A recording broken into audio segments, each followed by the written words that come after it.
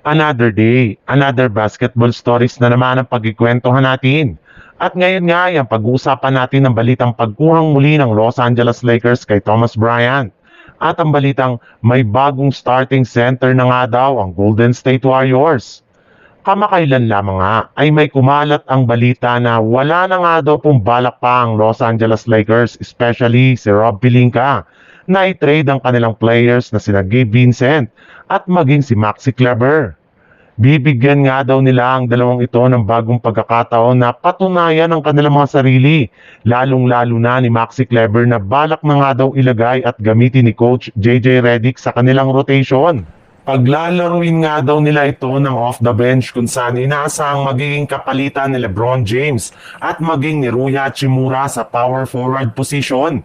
Marami pa rin ngang mga miyembro ng Lakers ang naniniwala na malaki ang magiging impact nito sa kanilang kampanya next season since hindi rin naman nga nagkakalayo ang galaw nito kay Kevin Love sa kanilang kakayanan pagdating sa pagkuha ng rebound at sa pagkakaroon niya ng legit at mapagkakatiwalaang shooting sa 3-point line.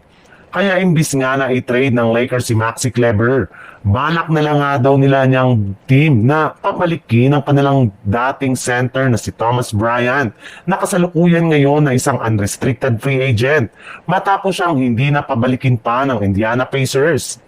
Sa ibang balita naman, dahil nga wala pang nagagawang malaking move ang Golden State Warriors, ay marami na nga sa kanilang mga fans ang nagsabi na mukhang pagtsatsaga na lang naman nga nila ang kanilang kasalukuyang lineup. Naging competitive rin naman nga sila last season gamit ito. At kahit man nga wala silang ginagawang improvement, ay may posibilidad pa rin nga na makaangat silang muli sa itaas ng standings. Ang rason lang naman nga ng kanilang pagkatalo noon ay ang pagkawala at pagtatamo ng injury ni Stephen Curry, kaya once nga na mapanatili nilang healthy ang kanilang mga players, ay sigurado nga na kakayanin nilang talunin ang kanilang mga makakalaban sa Western Conference.